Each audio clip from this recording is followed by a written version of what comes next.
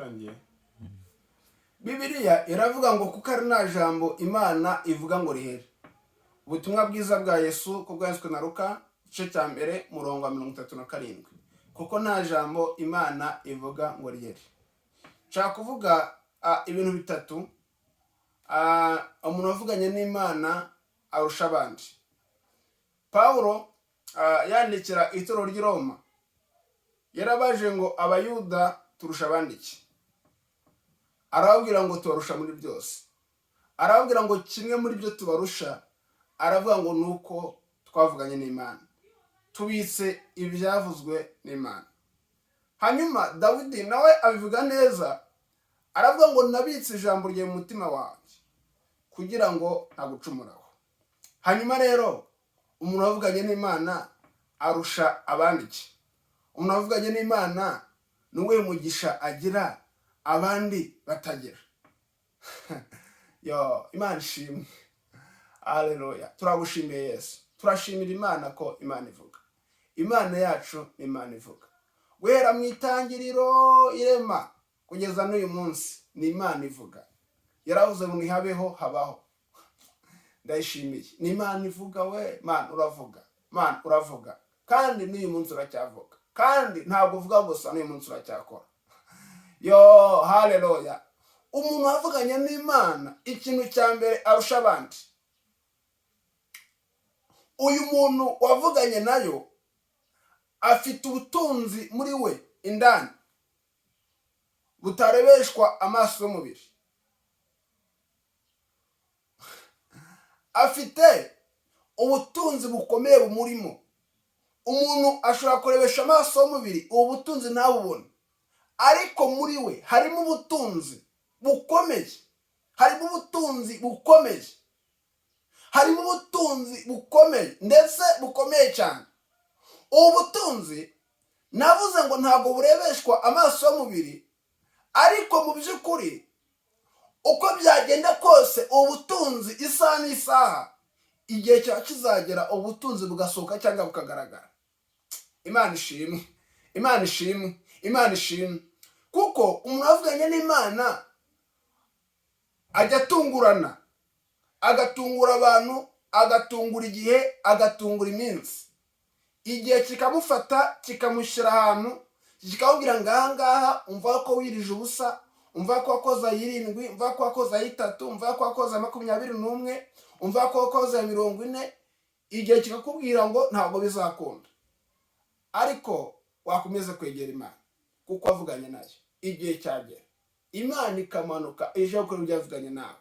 Nuko byagenze kwa Zakariya ndetse n'umugore we Elizabeth, ngo bakomeje gukora umurimo w'Imana, ariko ngo igihe kigeze, haleluya, ngo Imana iba kubyara umwana w'umuhungu.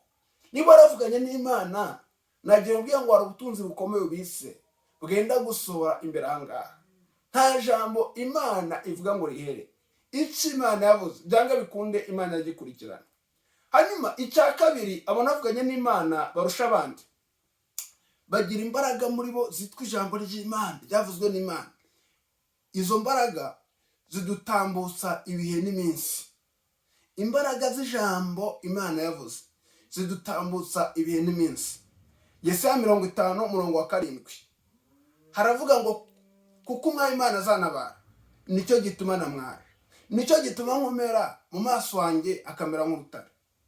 Umuntu ufite ijambo ryavuye ku Mana ryavuzwe nayo agegera mu gihe gikomeye, igihe kikamukomerera, induru zikavuga, abantu bakamwitegera ku misozi bakavuga ngo akozwe n'isoni, bakavuga ngo aramwaye, ariko we agakomera kuko yavuganye nayo.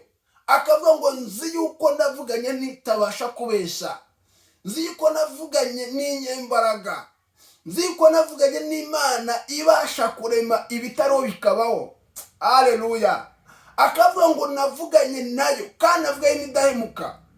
Hanyuma bino bihe akabihagararamo atabihagariswemo nuko wenda afite ubushobozi bwinshi cyangwa hari izindi mbaraga zimuhagarikamo, ahubwo ari ijambo yavuganye n'Imana. Imana ishimwe.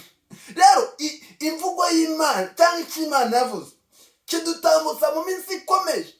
Umuntu akagira mu gihe gihe cy'uburwayi bukomeye shitani akavuga ngo urapfuye, ukababwira ngo shitani ntabwo Imana yavuze ko mpfuye, yavuze ko nzabaho. Haleluya. Karamba kugira ngo namaze ishimwe ry'imirimo Imana yakoze. Icya gatatu turusha abantu twavuganye n'Imana. Yo Mana we, turagushimiye nushimye, uri umunyakuri. Icya gatatu turusha abandi, twebwe abantu twavuganye n'Imana, Imana igiturinda ikaturinda atari uko ari twebwe ubwacu, ahubwo Imana ikarinda amabanga yayo ari muri twebwe. Hari igihe kigera ubyibuke, kandi nawe usanga byarakubayeho. Satani arakubwira ngo uyu munsi ntabwo uri urenge, uku kwezi ntabwo uzakurenga, uyu mwaka ntabwo uzawurenga. Satani agaca agakoni akandika inzandiko akazisinyaho, akavuga ngo ntabwo bizakunda. Ariko hayiwe yo, Imana yakwitegereza, yakureba, ikabona ubitse amabanga yayo y'ibyo yavuganye nawe, ikavuga ngo uyu nguyu Satani ntagakorwaho, nubwo wahagurukiye kumurwanya, ariko uyu nguyu hari icyo namuvuzeho, kandi icyo namuvuzeho nta hantu agomba kujya kitari cyasohora. Rero inyungu ya gatatu yo kuvugana n'Imana, umuntu wavuganye n'Imana, Imana iramurinda, Imana ikamurinda imurindishije icyo Imana yamuvuzeho. Kuko iyo ari Imana yavuze ko kare yavuze, nagira ngo utangariza yuko Imana ifite imbaraga zo kukurinda kugeza igihe icyo Imana yakuvuzeho gisohoreye. Rero naravuganye n'Imana, Satani akakubwira ngo ukozwe n'isoni, nagira ngo ntabwo ukozwe n'isoni. Yakubwiraga ngo urasebye, ntabwo usebye. Yakubwiraga ngo uramwaye, ntabwo umwaye. Imbaraga zikurwanirira ziri muri wowe, imbaraga zigutabara ziri muri wowe, imbaraga zikubeshaho ziri muri wowe, imbaraga zikuzura ziri muri wowe, imbaraga zigushyira hejuru ziri muri wowe, imbaraga zikubwira ngo witinya ziri muri wowe. Iryo jwi rya Satani rikubwira ngo birarangiye, ribwire ngo no, ribwire ngo sinkozwe n'isoni, ribwire ngo mbayeho, ribwire ngo ndakize, ribwire ngo mbonye ubuzima, kuko hari ijambo Imana yavuganye nanjye. Icyo Imana yavuze kijya kiturinda, kijya kitubeshaho, kijya kidushoboza gukomera no mu gihe cy'amakuba. Yesu naguhe umugisha mu izina rya Yesu, amen.